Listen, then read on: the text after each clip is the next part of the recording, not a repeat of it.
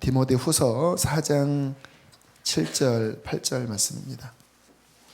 우리 7절 8절 말씀을 같이 읽겠습니다. 시작. 나는 선한 싸움을 싸우고 나의 달려갈 길을 마치고 믿음을 지켰으니 이제 후로는 나를 위하여 의의 면류관이 예비되었으므로 주 곧 의로우신 재판장이 그날에 내게 주실 것이며 내게만 아니라 주의 나타나심을 사모하는 모든 자에게도니라. 아멘. 3년 전에 저희 교회 한번 오셔서 말씀을 수요일날 전해주신 적이 있고요. 오늘은 특별하게 부흥회를 좀 해달라고 부탁을, 원래 연애 때문에 오셔서 좀 어떤 면에서는 안식하는 기간인데 좀 무리한 부탁을 드렸어요. 그 이유는 제가 우리 선교사님 신학교 동기입니다. 처음 신학교 갔을 때 처음 서로 눈이 맞았습니다. 왜냐하면 같이 선교사 지망생이었거든요. 저도 선교사 지망생이었고 그때 신학생이었는데 1학년 때.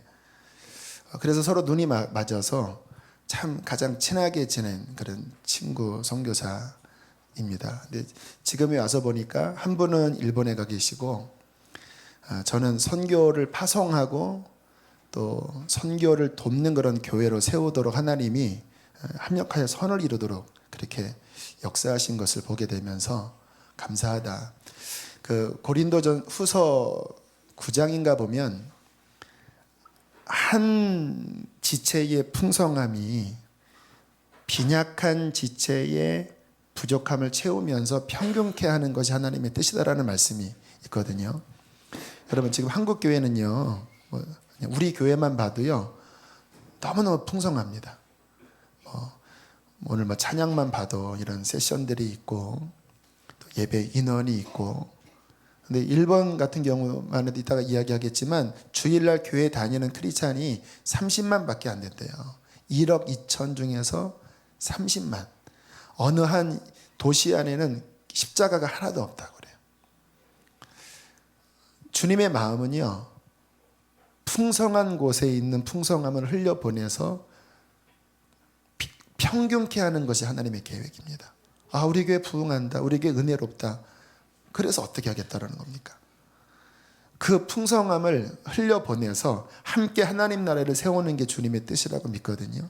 근데 주님께서 신학교 1학년 때 함께 친하게 지내는데 지금 이 시점에 와서 일본 가신 지가 17년 되셔서 일본의 그 어려운 땅에서 교회를 이제 어느 정도 세워서 이제 그 다음 일본 선교를 향하여 지금 나가려고 하는 데 있어서 아무래도 저희 교회와의 이런 연결이 어떤 하나님의 계획이 있지 않나 싶어서 연애 기간에 단순한 보고가 아니라 우리 교회 안에 일본 선교에 대한 어떤 더 문을 열어주시는 그런 집회를 해달라고 그런 부탁을 드렸습니다. 인간적인 생각이 아니고 하나님의 어떤 계획이 있다라고 믿는데 오늘 시간을 통해서 저희 교회 안에 있는 하나님의 역사가 또 우리 치바 영광교회 안에 있는 일본 선교와 연결되는 그러한 일들이 됐으면 좋겠습니다. 선교사님 개인적으로는 제가 가장 존경하는 친구 가운데 하나고요.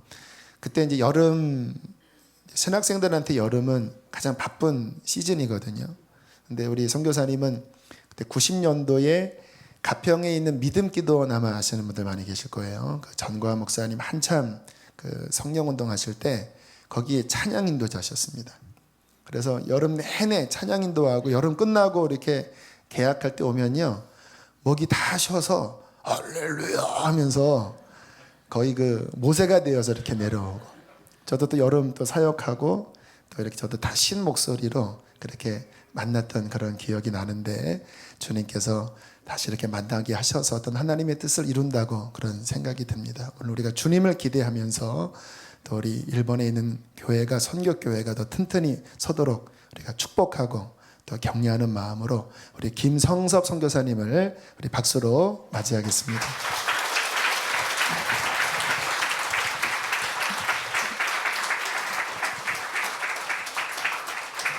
네, 여러분 반갑습니다.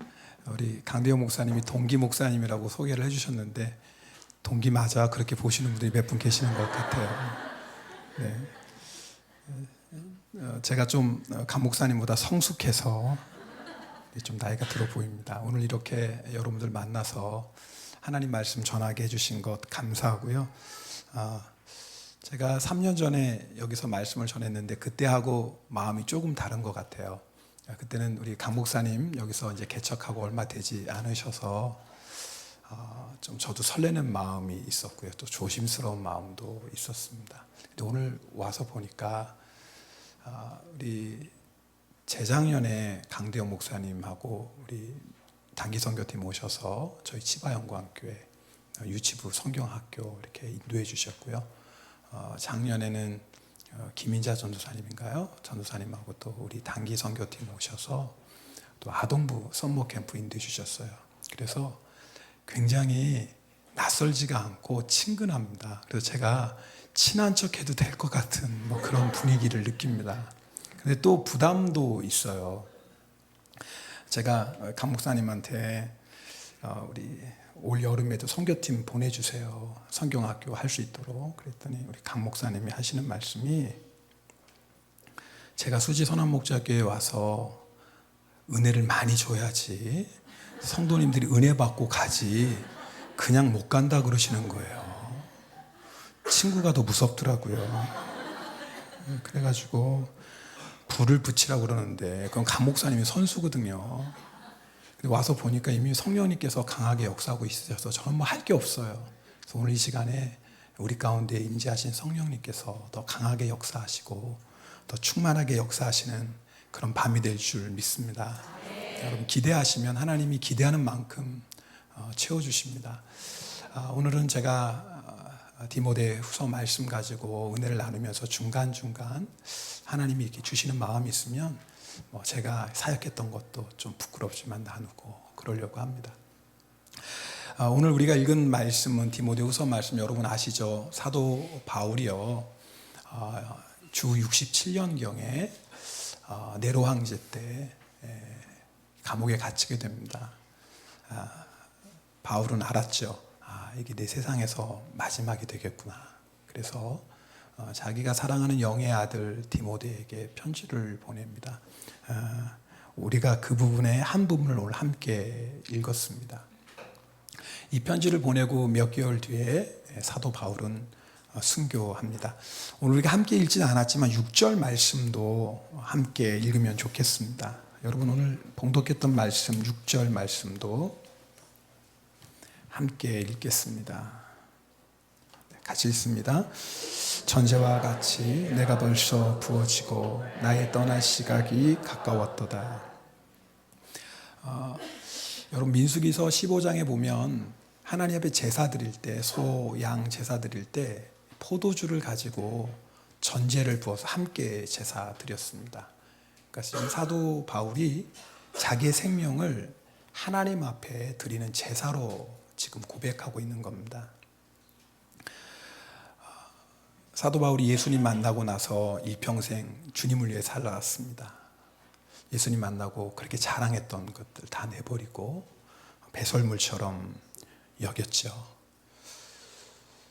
저는 이번에 하나님의 은혜 가운데 처음으로 성지순례를 하게 되었습니다.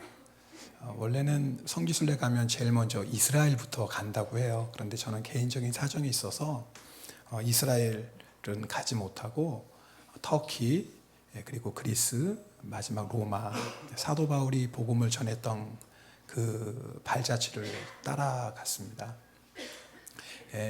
하나님께서 그 기간 동안에 많은 것을 보여주셨는데 그 중에 가장 기억에 남는 곳이 있었습니다. 사도 바울이 감옥에 갇혀서 오늘 디모데후서를 기록했던 그 감옥 그리고 그곳에서 한 10몇 미터 떨어졌죠. 그곳에 있는 바울이 참수당했던 곳 그것을 기념해서 세워졌던 바울 참수교회가 있었습니다. 아마 여러분들 중에서도 가보신 분들도 계실 거예요. 그 바울 참수교회에 들어갔더니 앞쪽에는 베드로 사도가 십자가에 거꾸려 매달려 순교한 그림이 그려져 있었습니다. 초대교회 전승에 보면 베드로 사도는 십자가에 거꾸려서 순교했죠. 그리고 뒤에는 바울 사도가 참수당했던 그런 모습이 있었습니다. 그리고 들어갔던 예배당 맞은편에 보니까요 그 당시 바울이 실제로 참수당했다고 전해져 내려오는 그 참수당했던 참수대가 있어요. 한 높이는 한 70cm, 80cm 될까요? 예, 돌로 되어 있는데 이렇게 둥그렇게 표면이 되어 있고요. 참수당하는 사람이 거기에 목을 대면 참수하는 사람이 도끼로 내려쳤던, 초대교회 전승에 보면 그 사도 바울의 잘려나간 머리가 이렇게 바닥에 3번 튀었다고 합니다. 그리고 마지막 그곳에 샘물이 터졌고 지금도 그곳이 있습니다. 제가 오늘 시작하면서 이 얘기를 나누는 것이요, 저에게는 요즘 내가 정말 예수님을 믿고 따르는 게 무엇인가라는 것에 대해서 주님이 자꾸 생각하게 하십니다. 제가 그날 썼던 영성일기를 여러분하고 좀 잠깐 나누려고 합니다. 바울 사도의 삶은 말 그대로 오직 주님을 위해, 오직 복음을 위해 살았던 삶이었습니다. 그리고 그렇게 죽었습니다. 이 세상에서의 마지막은 저마다 다를 수 있습니다. 바울과 같은 마지막은 누구에게나 허락된 마지막이 아닙니다. 그러나 예수님을 주님으로 고백하는 자라면 누구나 바울처럼 주님을 위해, 복음을 위해 살아야 합니다. 살아가는 모양은 다양하지만 삶의 목적은 오직 하나, 주님입니다. 바울처럼 순교의 자리에 나아가지 못하는 자라도 순교자의 삶을 살아야 합니다. 이번 성지순례의 결론은 오직 주님이었습니다. 오직 복음이었습니다. 성지순례는 끝이 났지만 하늘나라를 향해 가는 천국 순례는 진행형입니다. 저도 마지막에 바울처럼 선한 싸움을 싸우고 나의 달려갈 길을 마치고 믿음을 지켰다고 담대하게 고백하는 순교자의 삶을 살고 싶습니다. 제가 그날 그 교회를 보고 어떤 마음이 들었냐면 바울이 너무 부러운 거예요. 바울이 안 됐다. 바울 사도 정말 많은 고난 당하고 고통 가운데 순교했구나. 이런 마음이 아니라 바울 사도가 너무 부러운 거예요.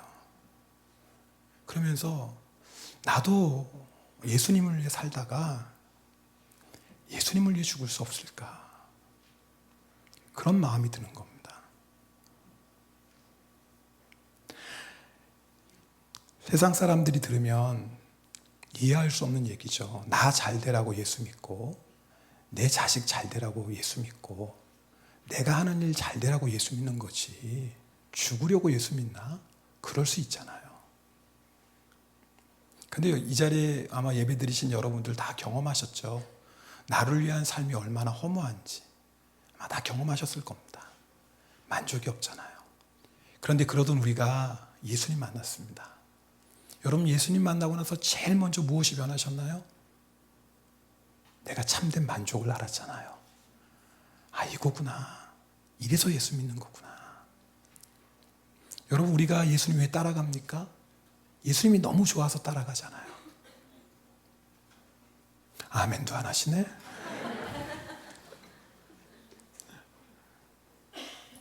그럼 제가 한번 또 해야 되잖아요.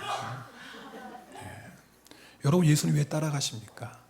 예수님 너무 좋아서 따라가시죠? 네. 오늘 저는 여러분하고 그 얘기 나누고 싶습니다. 사실 일본 선교에 대한 얘기도 중간중간 하겠지만 사실 오늘 여러분에게 그거 나누고 싶어요. 정말 여러분 예수님이 좋아서 예수님 따라가는지, 예수님이 너무 좋아서 내가 예수님을 위해 살고, 예수님이 너무 좋은 거예요. 그래서 예수님과 함께 죽음의 길도 가는 거예요. 예수님이 너무 좋아서. 오늘 여러분이 그 믿음 가지고 있으면요, 여러분이 어디 가시든지 하나님은 여러분을 통해서 생명 살리는 역사를 행하실 것입니다. 일본만이겠습니까? 하나님께서 여러분을 통해서 정말 주님이 너무 좋아서 주님을 위해 살고, 주님이 너무 좋아요. 그래서 내가 주님 때문에 죽음의 길도 기뻐하며 갈 수 있는 겁니다. 여러분이 정말 주님 한 분만을 사랑하시는 그런 사람 되면 주님은 여러분을 통해서 열방도 변화시키십니다. 오늘 저는 여러분하고 그 말씀 나누고 싶어요. 마침 오늘 저는 처음 뵀지만 목사 안수 받으신 우리 목사님, 그 목사님이 설교하셔야 될 것 같아요. 분위기상 보면 박수 치고 환호성에서 제가 설교해도 되나? 제가 오늘 이상하게 지금 별로 이렇게 타이밍이 안 좋아요. 나를 잘 맞춰왔으면 저에게 좀 여러분이 관심을 가지셨을 텐데 뭐 저는 이게 좀 들러리로 온 것 같은 느낌이 들고 좀 그래요. 우리 목사님 왜 터키 가시겠어요? 저는 몰라요. 오늘 처음 뵀으니까. 근데 분명히 한 마음일 것 같아요. 주님이 너무 좋으니까. 주님이 너무 좋으니까. 내가 그 주님 위해서 어떻게 살까? 터키 이번에 갔는데 정말 복음이 필요한데 여러분도 뭐 다 아시겠지만 네. 기독교 인구가 4,000명, 5,000명인가 그렇다고 그러더라고요. 6,000, 5,000 맞죠? 6,000명이요? 네. 그렇더라고요. 기독교 인구가 6천만 명이 넘죠. 터키 인구가. 와, 전 놀랐어요. 왜 그 땅에 가실까? 한 가지 이유 때문이에요. 예수님이 너무 좋은 거예요. 예수님이 너무 좋아요. 그래서 주님이 아마 그러셨을 것 같아. 내가 그곳에 나의 사랑하는 영혼들이 있는데 고생할 텐데 좁은 길 험한 길인데 죽을지도 모르는데 나를 위해서 너 가지 않을래? 아마 그럴 때 우리 목사님이 네 주님 감사하죠. 내가 누군데 주님을 위해 살 수 있는 놀라운 영광의 길을 걷게 하십니까? 아마 그렇게 우리 목사님 주님의 부름에 반응하시고 터키 가신다고 저는 생각합니다. 오늘 말씀의 6절에 보면 바울이 나의 떠날 시각이 가까웠다 그러잖아요. 근데 이 떠날다는 말은요, 원래는 풀어놓다는 의미예요. 그 말이 뭐냐면 정박되어 있는 배를 이제 선원이 항해하기 위해서 푸는 겁니다, 밧줄을. 사도 바울은요, 이 세상의 마지막 죽음을 앞에 두고 자기가 마치 새로운 땅을 향해서, 아니 자기의 진짜 집 본향을 향해서 출항하는 것으로 지금 고백하고 있습니다. 죽음이 끝이 아니라는 거예요. 죽음이 나의 사랑하는 주님을 만나러 가는, 희미하게 만났던 주님이거든요. 그런데 이제는 그 주님을 얼굴과 얼굴을 맞대고 만나는 거예요. 바울의 마음이 설렘이 있어요. 내가 그렇게 사랑하고 좋아하는 주님을 이제는 얼굴과 얼굴을 맞대고 보는 거예요. 바울 안에 그런 설렘이 있어요. 그런 기대가 있어요.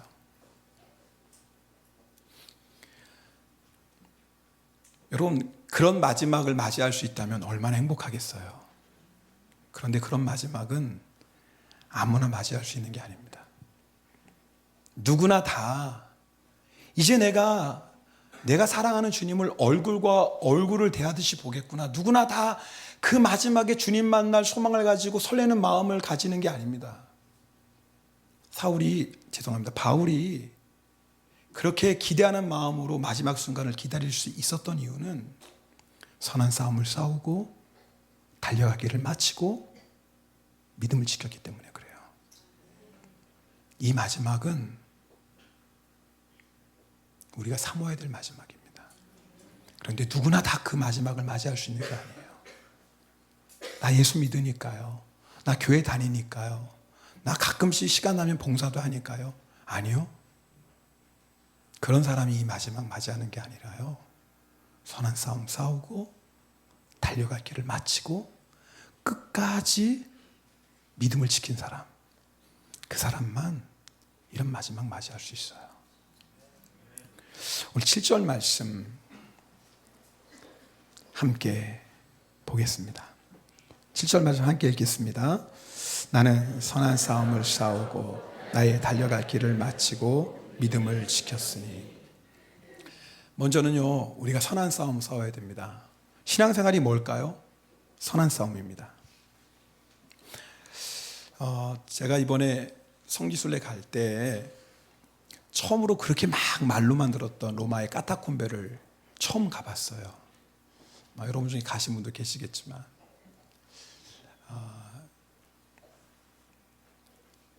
성도들이 환난과 핍박을 피해 예수님 한 분, 그분 따라 그분을 향한 내 믿음 지키고자 지하 공동묘지에 숨어 있었던 거 아니겠습니까? 근데 인솔자가 그런 얘기를 하더라고요. 근데 그냥 농담처럼 하는 얘기인데 저는 그 얘기가 잊혀지지가 않아요. 이런 말을 하더라고요.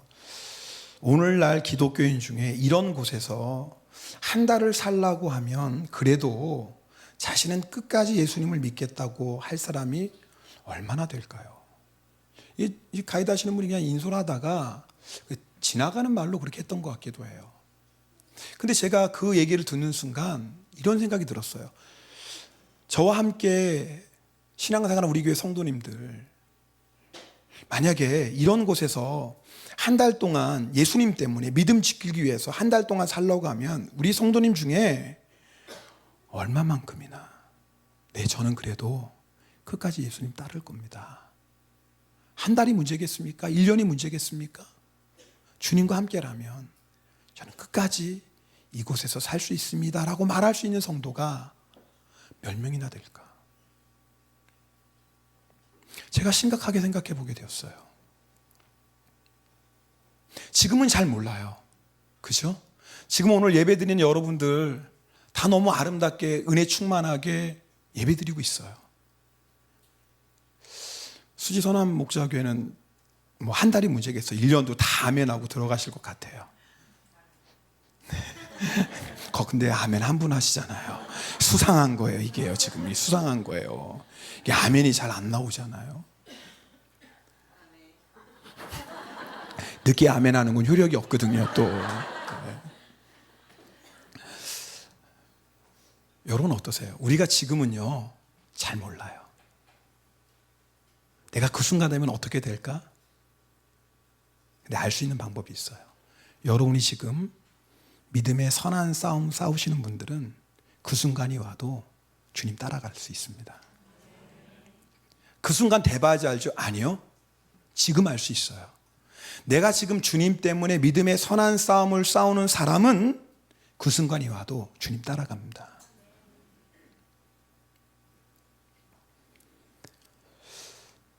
가끔씩 보면 성도님들 가운데 내가 원하는 대로 되지 않는다고 불평하는 분들 있습니다. 예수 믿는데 왜 이렇게 고생하고 힘들어야 된다고 원망하는 분들이 있어요. 성지순례 함께 갔던 목사님이 그런 말씀 하시더라고요. 그런 까타콤베에 방문하면서 야, 우리가 불평하고 힘들어하는 게 사치구나. 너무 편하게 예수 믿어서 그렇구나. 어떤 분들은 말씀하죠. 그때는 그때고 지금은 지금이죠. 맞습니다. 그때는 그때고 지금은 지금이에요. 우리가 초대교회 성도들처럼 예수님 믿는다고 모든 것 잃어버릴 필요도 없을 거고 예수님 믿는다고 지하 무덤에 숨어 살 필요도 없어요. 그러나 여러분 아시죠? 그때나 지금이나 영원토록 변하지 않는 진리 한 가지가 있습니다. 그것은 오직 예수 그리스도만이 우리를 구원하시는 분이라는 거예요. 오직 주님만이 우리의 소망이세요. 오직 주님만이 우리가 생명 다해 섬겨야 될 왕이십니다. 우리가 생명 다해 사랑할 분은 딱 한 분밖에 없어요. 주님입니다. 여러분 매일 그 싸움 하시는 겁니다. 오히려 우리는요 초대교회 성도들보다 더 힘들고 어려운 싸움 싸우고 있습니다. 차라리 환난과 핍박이 있으면 알잖아요. 내가 이 환난 앞에 핍박 앞에 내 믿음을 지켜야 되겠구나 알잖아요. 근데 우리는 더 무서운 싸움 싸우고 있을지도 몰라요. 세상의 즐거움, 세상의 명예, 죄의 유혹. 예전에 제가 어떤 분에게 인생의 목적이 뭡니까? 물었어요. 그랬더니 저는 별 욕심 없어요. 큰 부자 되는 그런 욕심도 없고 그저 돈 많지 않아도 돼요. 먹고 살만한 정도만 있으면 되고 성공하지 않아도 돼요. 그냥 꾸지 않고 살면 되고요. 큰 집도 필요 없어요. 그냥 작은 집이라도 내 집 있으면 좋겠고요. 아이들 공부 잘 못해도 괜찮아요. 그래도 건강하게 그냥 나쁜 사람이란 소리 안 듣고 살면 좋겠고요. 큰 거 바라지도 않아요. 병 없이 사고 없이 하나님이 주신 생명 잘 사다가 평안하게 천국 가는 거예요. 여러분 중에 그런 분 없습니까? 소박하잖아요. 욕심도 없어요. 그냥 먹고 살만 하면 되고 뭐 나는 큰 꿈 없어요. 그저 남한테 빌리지 않을 만큼 살면 되고, 뭐 넓은 집, 궁궐 같은 집, 뭐 그런 거 생각도 안 해요. 그저 조그만해도 내 집 있으면 되고, 뭐 그 정도면 되지. 근데요, 기독교인들 중에요, 이런 사람이 의외로 많은 거 아세요? 여러분, 그 안에, 내 삶의 그 소망 안에 예수님이 있습니까? 복음이 있습니까? 근데 우리는 그렇게 편안하게 살고, 주일날 교회 나가고, 내가 헌금하고, 봉사하고, 그것이 내가 예수님 잘 섬기는 거라고 생각해요. 속고 있는 거죠. 선한 싸움을 싸우지 않는 증거입니다. 여러분이 정말 내가 예수님을 믿고 그 말씀대로 살려고 딱 결단하는 순간부터 선한 싸움은 시작됩니다. 죄하고 한수할 수가 없어요. 여러분이 내가 이제는 하나님의 뜻대로 살겠습니다 결단하는 그 순간부터 우리는 죄와 싸우기 시작합니다. 예수님이 뭐라고 말씀하셨어요? 마태복음 5장 29절 30절에 만일 내 오른손이 너로 실족하게 하거든 빼어내버리라. 내 백체 중 하나가 없어지고 온몸이 지옥에 던져지지 않는 것이 유익하며, 또한 만일 내 오른손이 너로 실족하게 하거든 찍어버리라. 내 백체 중 하나가 없어지고 온몸이 지옥에 던져지지 않는 것이 유익하니라. 여러분, 눈을 빼면 어떻게 돼요? 피를 흘릴 수밖에 없어요. 진짜 빼려는 게 아니죠? 내 안에 있는 죄의 유혹을 과감하게 잘라버리라는 거예요. 여러분, 우리가 손을 찍어버리면 어떻게 돼요? 피를 흘리죠. 여러분, 우리가 죄와 싸울 때 어떻게 싸워야 돼요? 피 흘리기까지 싸워야 돼요. 왜 그렇죠? 죄는 우리를 지옥으로 이끌기 때문에 그렇습니다. 죄를 가지고는 천국에 갈 수 없어요.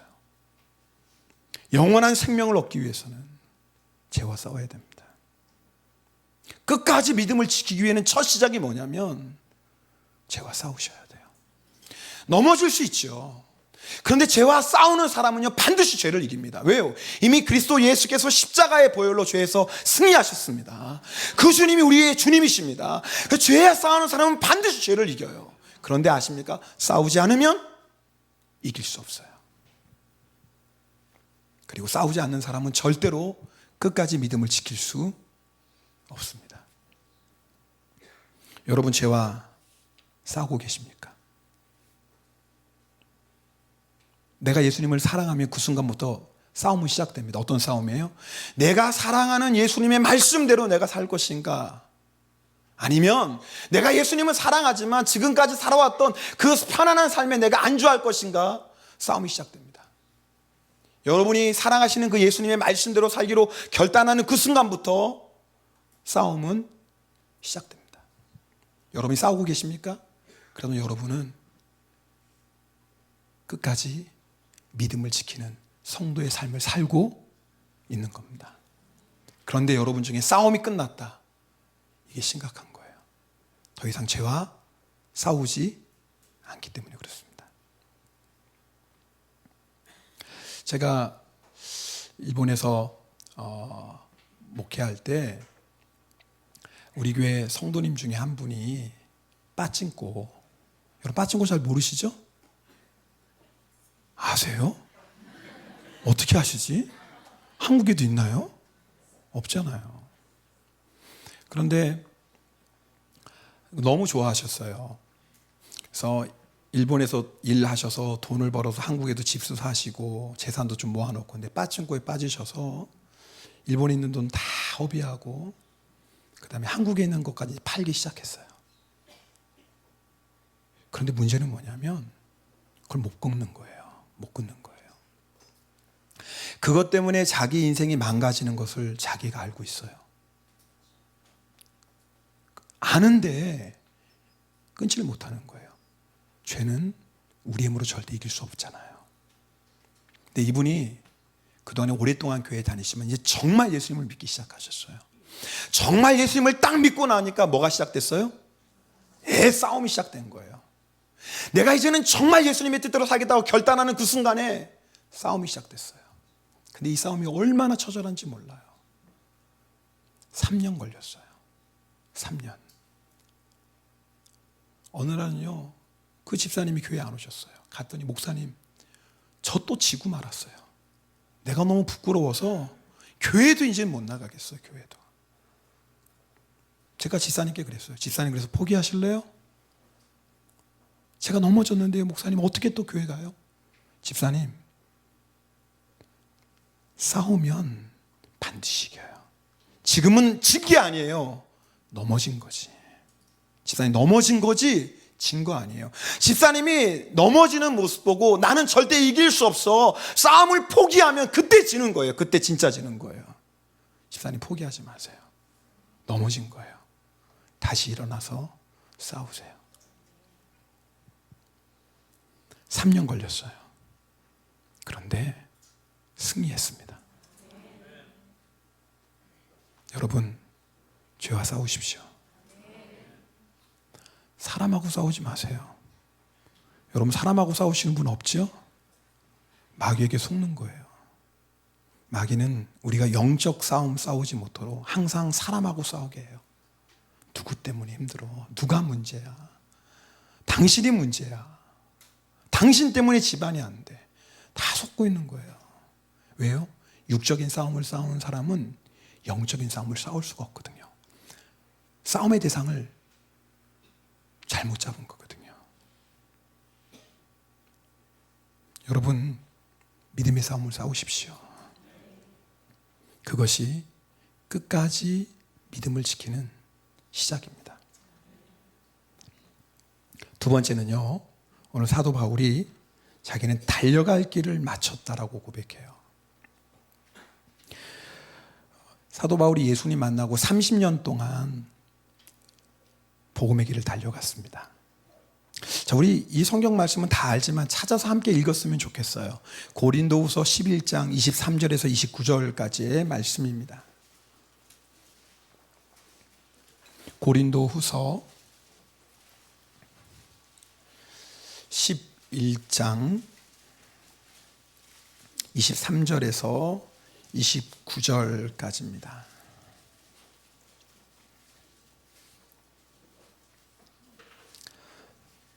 자, 우리 함께 읽겠습니다. 아직 안 쳐졌나? 고린도후서 11장 23절 29절입니다. 다 몇 페이지죠?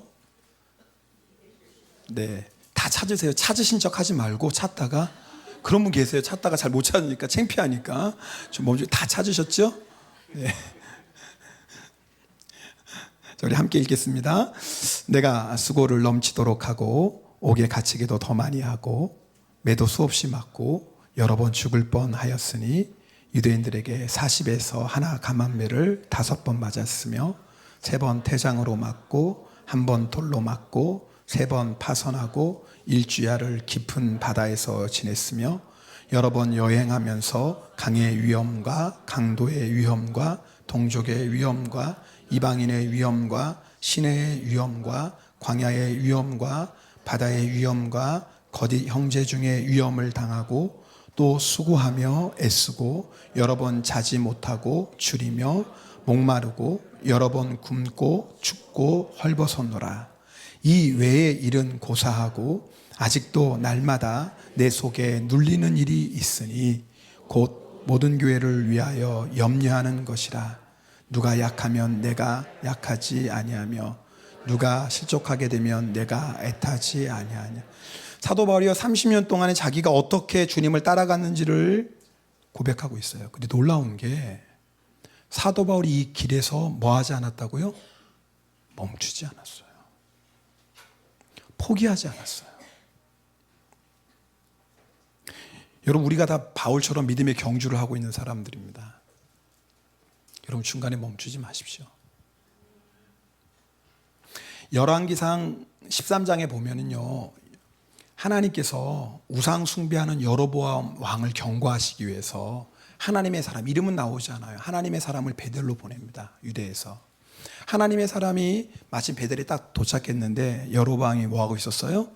네, 우상 숭배하고 있었어요. 향을 사르고 있었어요. 그래서 하나님의 말씀을 선포하죠. 하나님의 심판을 선포합니다. 그 모습을 보고 여로보암 왕이 손을 내밀죠. 저놈을 잡으라고. 어떤 일이 일어납니까? 내민 손을 다시 오므릴 수가 없었어요. 그러면서 하나님의 사람이 말한 것처럼 제단이 무너지고 재가 쏟아집니다. 그때 여로보암 왕이 하나님의 사람에게 기도하죠. 이 발을 원래대로 회복시켜 달라고. 그래서 하나님의 사람이 기도해서 회복이 됩니다. 그때 여로보암 왕이 나와 함께 집에 가서 쉬라. 내가 내게 예물을 주리라. 그때 하나님의 사람이 이렇게 말합니다.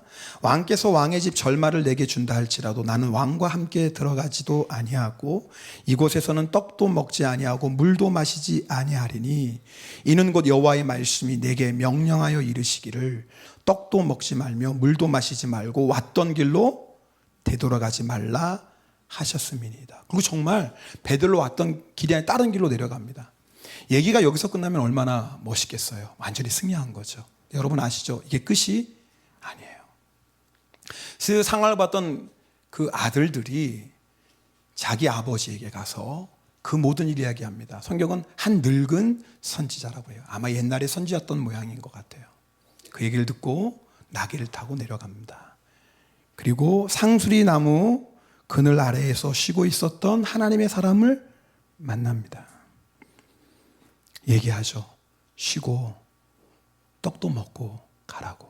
그랬더니 하나님의 사람이 똑같이 말합니다. 하나님 나에게 말씀하시기를 왔던 길로 되돌아가지 말고 이곳엔 떡도 먹지 말고 물도 마시지 말라고 했다. 그때 늙은 선지자가 어떻게 말합니까? 아니다. 천사가 나타나서 말씀하셨는데 너 떡도 먹이게 하고 물도 마시게 하라고 했다 이 얘기예요. 그때 하나님의 사람이 어떻게 합니까? 그 얘기를 듣습니다. 그리고 그 늙은 선지자와 집에 가서 떡을 먹고 물을 마시고 결국은 어떻게 됩니까? 하나님의 심판으로 사자에게 물려 죽습니다. 이 늙은 선지자가 거짓말한 거예요. 여러분, 이 늙은 선지자는요 달려갈 길을 잘 달렸어요. 죄송합니다. 하나님의 사람은 달려갈 길을 잘 달려갔어요. 그런데 끝까지 달려가지 못했어요. 오늘 이게 문제였어요. 처음엔 하나님의 말씀에 순종해서 열심히 달려갔습니다. 근데 마지막까지 가지 못했어요. 늙은 선지자의 말을 듣고 하나님의 말씀을 어깁니다. 여러분, 우리가 믿음의 선한 싸움 싸우고 이제 믿음의 달려갈 길을 갑니다. 달려갈 때 중간에 우리가 끝까지 그 길을 완주하지 못하는 이유가 무엇 때문입니까? 하나님의 말씀에 온전히 순종하지 않기 때문에 그렇습니다. 사람의 소리 듣는 거예요. 환경을 보는 거예요. 상황을 보는 거예요.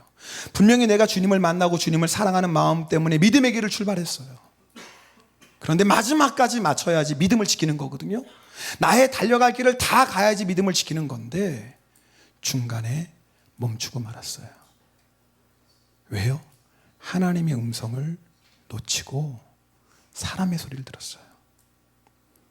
여러분, 우리가 끝까지 주의 말씀에 집중하지 않으면 믿음의 길 달려갈 수 없습니다.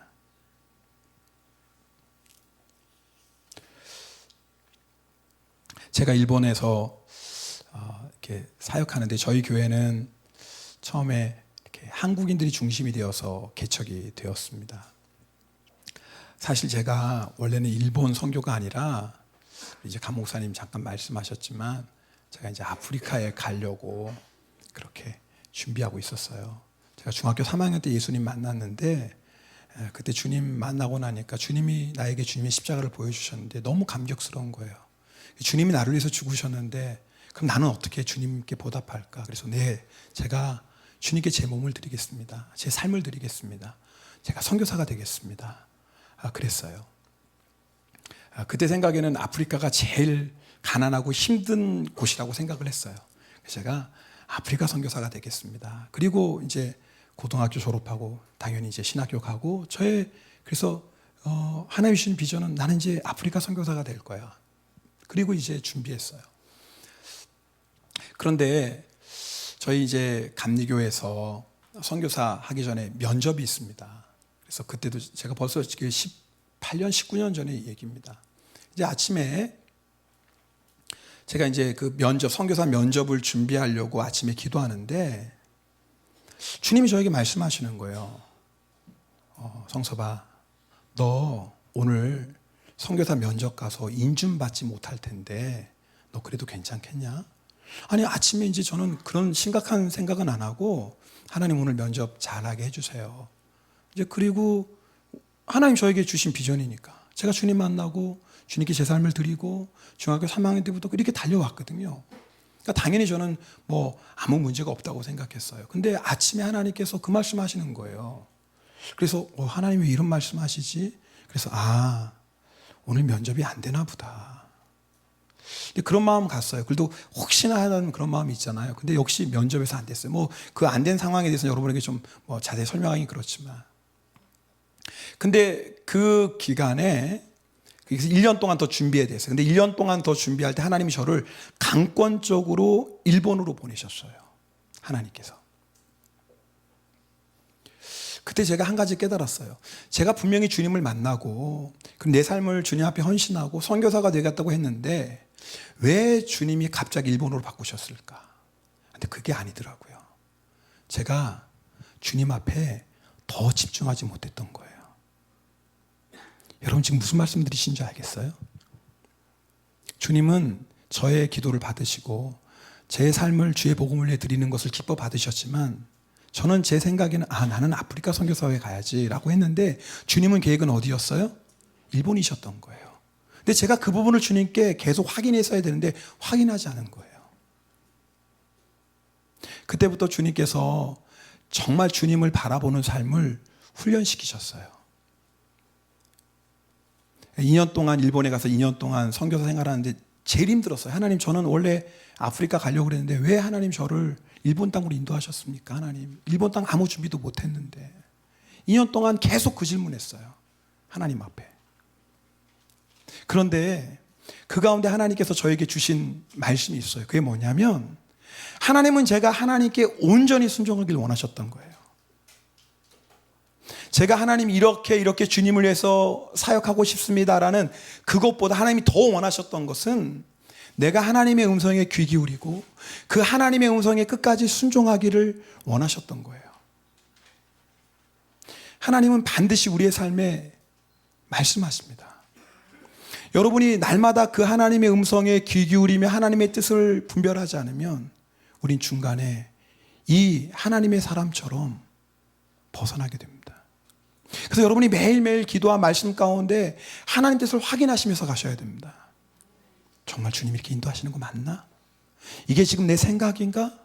지금 나의 원하는 뜻인가? 아니면 이게 정말 주님의 뜻인가? 여러분이 날마다 확인해 보셔야 됩니다. 만약에 이 하나님의 사람이 그 순간에 이 늙은 선지자의 말을 듣고 기도했다면 하나님 맞나요? 하나님은 저에게 분명히 이곳에서 떡도 먹지 말고 물도 마시지 말라고 말씀하셨는데 이 늙은 사람이 나타나서 선지자라고 하면서 천사가 말했다고 하는데 이게 정말 하나님 음성입니까? 라고 하나님이 뭐 했다면, 물어봤다면, 기도했다면 과연 그랬을까요? 아니죠. 그런데 이 하나님의 사람이 하나님께 묻지 않았어요. 결국 사람의 말을 듣고 갑니다. 여러분, 우리가 하나님을 바라보지 못하도록, 하나님을 따라가지 못하도록 계속 상황의 환경이 우리에게 자꾸 주님의 뜻을 벗어나도록 유혹합니다. 그래서 처음엔 잘 달렸어요. 근데 시간이 지나면서 자꾸 우리가 달려갈 길을 벗어나기 시작해요. 언제부터인지는 잘 몰라요. 근데 분명히 나는 지금 하나님 만나고 나서 하나님을 향해 달려갔던 그 걸음에서 언제부터인가 조금씩 벗어나기 시작했어요. 확인해 봐야 돼요. 내가 정말 지금도 하나님의 인도하신 가운데 달려가고 있는지.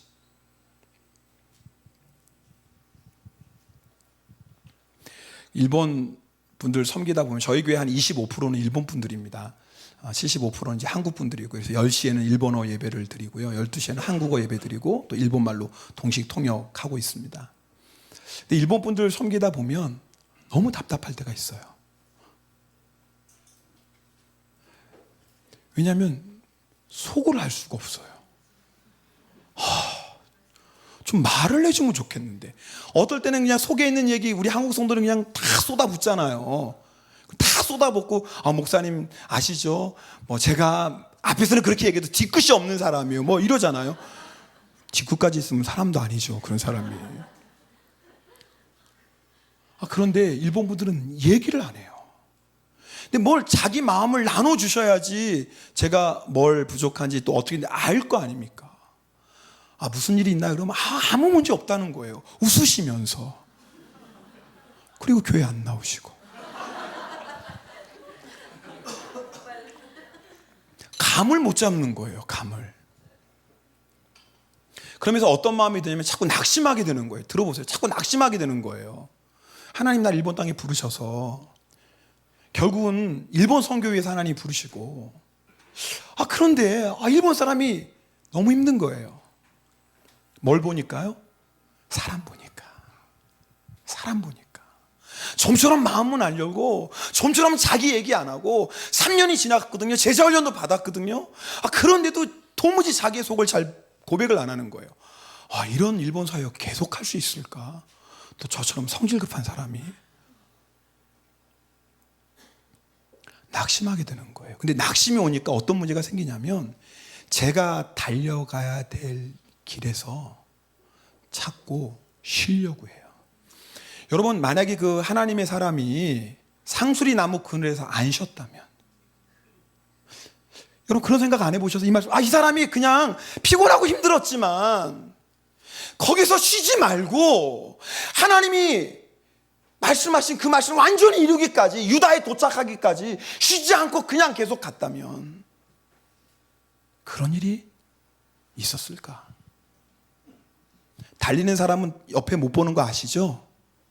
달리는 사람은 옆에 있는 사람 얘기 안 들리는 거 아시죠? 쉬면은요, 옆에 있는 것들이 보이고 쉬면은요, 다른 사람의 얘기가 들려와요. 근데 그때부터 헷갈리는 거예요. 이게 주님의 뜻인가? 천사가 나타나서 그랬다고 그러는데 이게 정말 주님의 음성인가? 헷갈려요. 왜 헷갈려요? 내가 끝까지 달려가야 되는데 중간에 딱 멈추면 그때부터 주님의 뜻이 흐리흐리돼져요. 쉬지 마세요. 하나님을 예배하는 일, 하나님 앞에 뜨겁게 기도하는 일, 주님 앞에 헌신하는 일, 내가 복음을 위해서 사는 일, 절대 여러분 힘들다고 피곤하다고 절대 멈추면 안 됩니다. 아마 그런 면에서는 여러분은 정말 좋은 목사님 만나셨어요. 이쪽은 아멘을 잘 안 하시네요. 이상하네.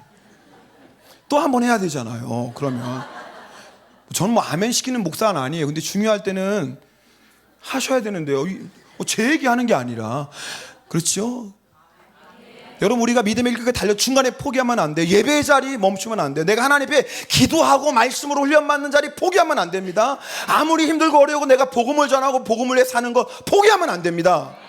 그런 의미에서 여러분은 좋은 목사님 만나셨어요. 이렇게 해야지 다음에 또 오라고 해주시지. 참. 멈추지 마세요. 멈추지 마세요. 저희 성도님 중에 그런 분 계세요. 목사님 너무 힘들어요. 너무 힘드니까 딱 3달만 쉴게요.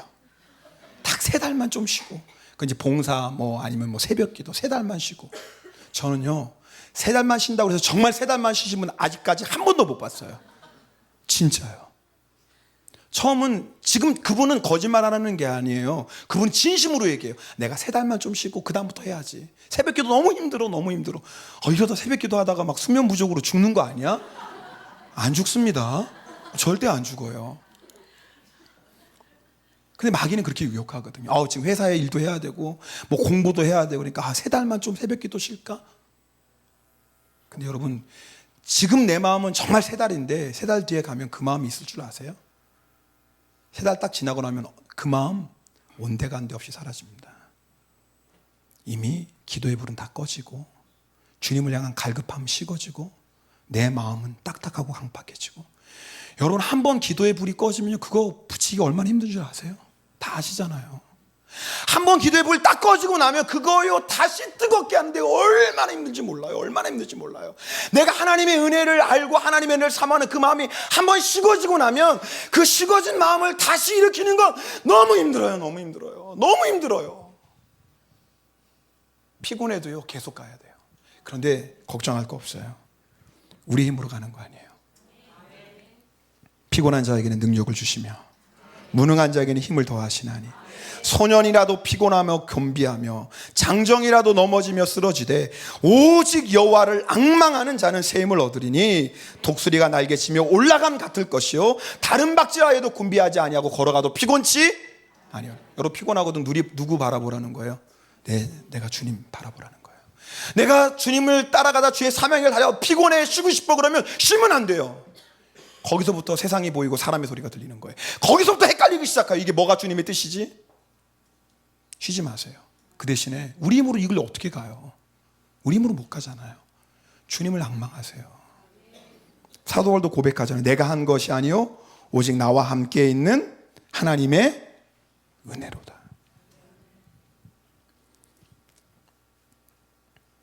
이렇게 끝까지 자기의 길을 달려간 사람이 믿음을 지키는 거예요. 여러분 우리가 예수님 믿고 구원받았죠? 네. 그럼 내가 구원받았는 그 믿음을 어떻게 해야 돼요? 네, 끝까지 지켜야 돼요. 내가 예수 믿는 믿음 하나로 우리는 구원받는 겁니다. 행위로 구원받는 거 아니에요. 믿음으로 구원받죠. 근데 내가 믿음으로 구원받았는 그 믿음을 어떻게 해야 돼요? 끝까지 지켜야 되는 거예요. 근데 저절로 지켜지나요? 아니에요. 믿음의 선한 싸움 싸우셔야 돼요. 죄와 싸우셔야 돼요. 끝까지 달려가셔야 돼요. 중간에 멈추면 안 돼요. 힘들고 피곤하면 주님을 더 바라보시고 앙망하세요. 그런 사람이 끝까지 달려가요. 제가 이번 성지순례 갔다 와서 제가 너무 두려운 거예요. 뭐가 두렵냐면 사도 바울의 발자취를 보고 초대교회 성도들을 보고 나니까 제가 너무 편안하게 살고 있는 거예요. 제가 너무 잘 먹고 살고 있고 내 환경이 너무 좋은 거예요. 근데 그전에는 그런 생각이 안 했는데 이번에 다녀와서 그게 너무 무서운 거예요. 그게 왜 무섭냐면 내가 이렇게 육신의 편안함 때문에 나도 모르는 사이에 내가 달려갈 길에서 벗어나진 않을까. 전 너무 연약하거든요. 제가 얼마나 깨지기 쉬운 질그릇인 거 저는 알거든요. 그런데 나도 모르는 사이에 너무 편안하니까 환경이 괜찮으니까 이것 때문에 내가 달려가야 될 길을 끝까지 가지 못할까? 그게 너무 두려운 거예요.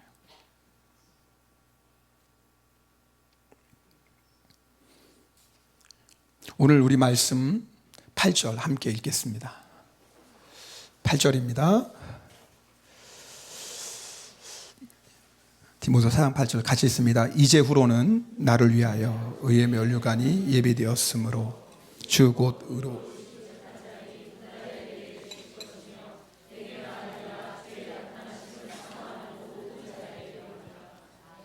여러분 우리가 끝까지 믿음을 지켜야 되는 이유가 있어요. 사도 바울이 뭐라고 고백하냐면 내가 끝까지 믿음을 지켰으니 그리고 이제 나를 위해서 뭐가 준비되었다고요? 의의 면류관. 사도 바울은 그거 하나 바라보고 달려왔어요. 자기에게뿐만 아니라 뭐예요? 곧 의로우신 재판장.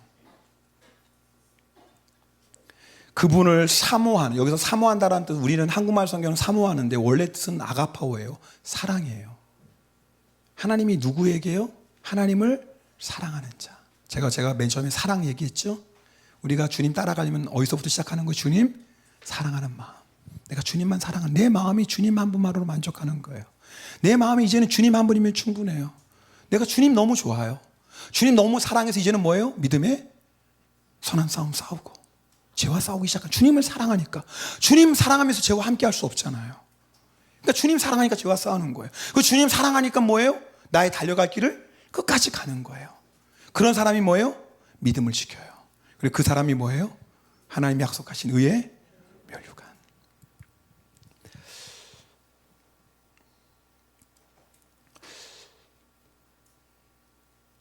제 개인 간증을 좀 하고 저희가 찬송하고 기도를 하려고 합니다. 오늘 강 목사님 부흥회를 하라고 그랬어요. 그래서 그런데 부흥회를 하긴 해야 되는데 시간이 너무 짧아요. 1시간 10분 가지고 무슨 부흥회를 한 2시간 정도는 해야지 좀 부흥회를 하죠. 그죠? 뭐 2시간 할 수는 없고. 네, 하세요. 네, 고맙습니다. 제가 천국이 저에게 실제가 되었던 그런 사건을 여러분에게 별일 아니지만 저에게는 천국이 이제 실제가 되었던 일이 있었습니다. 제가 이제 일본에서 이제 교회를 개척하고 하다가 사역하다 너무 육적으로 너무 힘든 거예요. 쉽게 말하면은 재정적으로 너무 힘든 겁니다. 그래서 뭐 도저히 매월 월세를 내야 되는데 감당할 수 없어서 저 이제 아내가 그때 임신하고 얘기를 나서야 되는데 도저히 뭐 그런 상황이 안 되는 거. 또 이제 장모님도 일본에 오실 수 있는 형편이 안 되고 그래서 이제 처가집으로 아내를 보내고 사택을 정리하고 이제 교회에서 제가 생활을 했어요. 근데 저는 먹을 것이 없어서 고난당하는 그때가 처음이었던 것 같아요. 근데 누군가 이제 교회 문을 열고 들어오면 목사가 개척하고 얼마 안 됐으니까 교회 문 누가 딱 들어오면 무슨 생각 들어야 돼요? 혹시 새신자? 방문자? 이 생각이 제일 먼저 들어야 되잖아요. 아니면 누가 기도하러 왔나? 아니면 누가 혹시 상담하러 왔나? 이런 생각 들어야 돼. 무슨 생각이 드는지 알아요? 누가 혹시? 어떻게 하셨어요? 세상에 신령하시네. 그래서 누가 먹을 거 안 갖고 오나?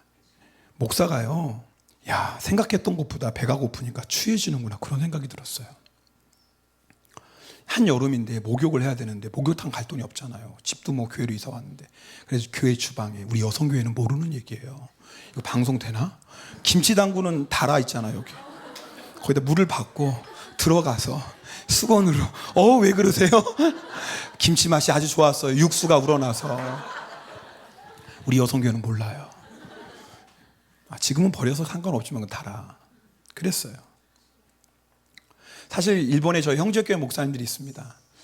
부탁하면 도와주시죠. 김 목사 그렇게 고생하냐? 먹을 것도 없어 이렇게 고생해? 그런데 제가 그때 사람에게 도움을 구하면요, 힘들 때마다 계속 사람 의지할 것 같더라고요. 하나님이 나에게 하나님만 바라보고 하나님만 의지하라고 허락하신 시련이구나. 내가 이때 사람 바라보고 사람에게 도움 구하면 안 되지. 너무너무 힘드니까 하루는 재정부에게, 여러분 재정부원들은 원래 교회 재정과 담임 목사의 생활비를 책임질 여러분 그런 그게 책임이 있지 않아요? 교회 재정은 바닥이니까 재정부에게 얘기해서 좀 사례비 좀 어떻게 좀 해달라고 해야 되겠다. 올려달라고. 그런데요, 그때 주님이 말씀하셨어요. 다른 때는 기도하고 주님 말씀해 주세요. 그것도 말씀 잘 안 해주시는데, 그럴 때는 우리 주님이 뭐 즉각적으로 그것도 너무 분명하게 2번 기도할 것도 없이 너무 정확하게 말씀하시는 거예요. 너무 야속하신 분이에요. 어떤 주님 좀 응답해 주세요. 그러면 한 말씀 안 하시다. 이럴 때는. 근데 그때 주님이 저에게 주셨던 그 음성이 저에게는 천국을 소망하게 되는 결정적인 계기였어요. 그때 천국이 정말 저의 소망이 됐어요. 주님이 다른 말씀하셨던 거 아니에요. 딱 한마디 했어요. 김 목사, 너 천국을 믿니? 한 말씀 하셨어요. 김 목사, 너 천국을 믿어? 그 말씀 하시는데 어떤 마음으로 그런 말씀 하시는 줄 알겠어요. 너 나를 위해 고난도 당한다고 그랬잖아. 너 나를 위해 생명도 바친다고 그랬잖아. 너의 소망은 천국밖에 없다고 그랬잖아. 너 그런데 이렇게 힘들다고, 어렵다고, 이 길 불평하고 낙심하고 있냐? 너 정말 천국을 믿냐? 그 말씀 딱 한 말씀 하시는데요, 그 순간에 그렇지, 내가 지금 뭐 하고 있어? 나는 천국을 소망하고 사는 사람인데. 그 다음부터는요, 물론 힘들고 어려울 때 낙심할 때 있지만요, 그때마다 천국을 바라봅니다. 그렇지, 선한 싸움 싸우고 달려갈 길을 마치고 믿음을 지키면 주님이 의의 면류관 주신다고 그랬어. 나의 소망은 천국이지. 끝까지 가야지. 아무리 힘들고 어려워도 포기할 수 없지. 멈출 수 없지. 상술이 남의 그늘 아래서 쉬면 안 되지. 저는 오늘 수지선한 목자 성도들에게 도전하고 싶습니다. 정말 여러분은, 저는 이 교회 얘기 잘 알지 못해요. 일본에 있어서. 근데 조금씩 듣는 얘기 보면 굉장히 하나님께서, 성령께서 강하게 역사하시고 놀라운 부흥을 하고 있다고 듣습니다. 얼마나 제 동기 목사님을 존경하고 자랑스러운 목사님입니다. 근데 제가 이 말씀 주면서 하나님께서 여러분에게 주시는 마음이 있어요. 주님께서 중간에 멈추지 말라고 하십니다. 끝까지 달리라고 말씀하십니다. 상수리 나무에서 쉬지 말라고 하십니다.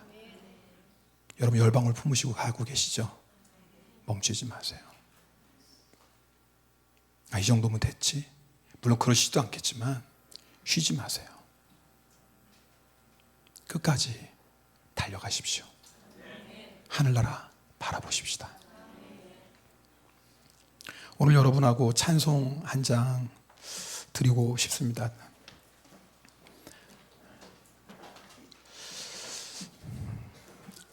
나의 맘 받으소서. 오늘 이 시간에 우리의 마음 하나님 앞에 다시 한번 드리기 원합니다. 여러분 하나님 사랑하십니까? 오늘 우리 구주님 앞에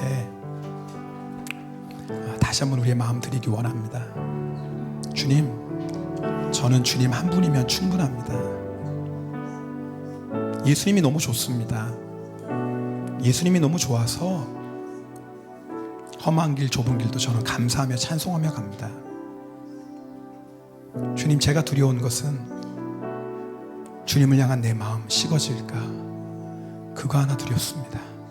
내가 고난당하고 물질적인 어려움을 당하고 내 육신이 힘들어지고, 저는 그런 거 두렵지 않습니다. 한 가지, 주님을 향한 내 마음 식어질까 봐, 내가 사랑하는 주님을 향한 나의 결단이 흔들릴까 봐, 내가 선한 싸움 싸워야 되는데 죄와 싸우기를 포기할까 봐, 내가 이 길 끝까지 달려가야 되는데 중간에 멈출까 봐, 주님 그거 하나 저는 두렵습니다. 주님, 그래서 다시 주님 앞에 내 마음 드리기 원합니다. 주님, 내 마음 받아주시고 오직 주님으로 충만케 하소서. 예수님이 너무 좋아서 예수님 위에 살다가, 예수님이 너무 좋아서 복음 위에 살다가 죽음의 자리까지 나아갈 수 있는 그런 주님의 사람 되길 원합니다. 오 주님, 나의 마음을 드리오니 주님 내 마음을 온전히 다스려 주소서. 나의 마음 받으소서.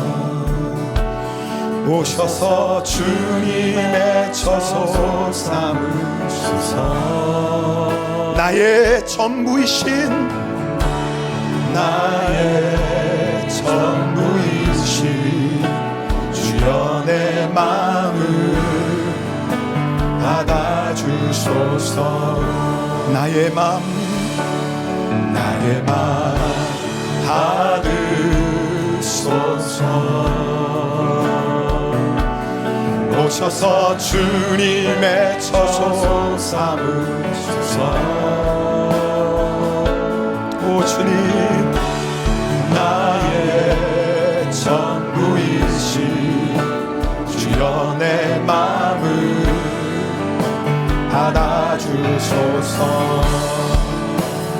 나의 마음을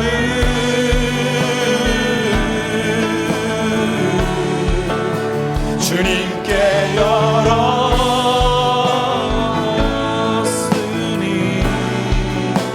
주여 내게 오셔서 내 맘에 거하여 주옵소서.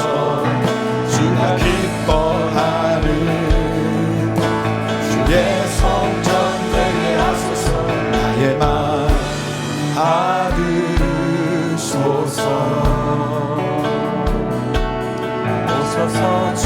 오 주님, 나의 마음 주님께 드립니다.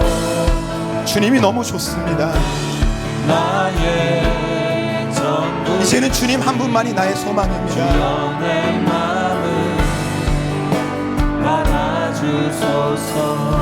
이 시간 여러분하고 찬양하며 기도하길 원합니다. 제 마음이 그런 감동이 있습니다. 내가 정말 주님 한 분만을 사랑합니다. 주님, 이제 내가 믿음의 선한 싸움 싸우고 주님이 나의 허락하신 이 믿음의 길 끝까지 달려가고 주님 앞에 서는 그 순간까지 내가 믿음 지키길 원합니다. 내 주님, 이제는 주님이 나의 전부가 되십니다. 우리 그런 마음 있는 분들은 이 찬송할 때 이 제단 앞에 와서 함께 무릎 꿇고 기도하면 좋겠어요. 정말 주님께 내 마음을 드리고 내가 주님 사랑하는 마음으로 선한 싸움 싸우고 내가 주님 사랑하기 때문에 이 길을 끝까지 달려가고 오직 그의 면류관 바라보며 끝까지 주님과 동행하길 원합니다. 이런 믿음의 결단으로 우리 주님 앞에 나와 이 제단 앞에 무릎 꿇고 함께 기도하길 원합니다. 우리 찬양하며 주님께서 그런 마음 주시는 분들은 이곳에 함께 나와 기도하도록 하겠습니다.